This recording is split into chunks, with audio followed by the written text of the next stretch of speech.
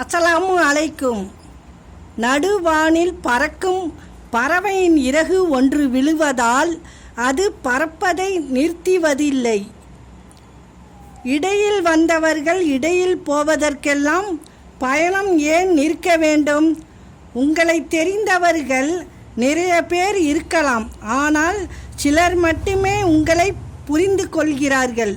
சரியாகிவிடும் என்பது பொய், பழகி போய்விடும் என்பதே மெய். முன் வைத்த காலை பின் வைக்காதே. வெற்றியோ தோல்வியோ இறுதி வரை முயற்சி செய். புகழ், பணம், கடன் இவை மூன்றும் ஒரு நாளும் நிம்மதியாக இருக்கவே விடாது. புகழானது எதிரிகளையும், பணமானது ஆணவத்தையும், கடனானது கவலைகளையும் தொடர்ந்து பிரசவித்து கொண்டே இருக்கும்.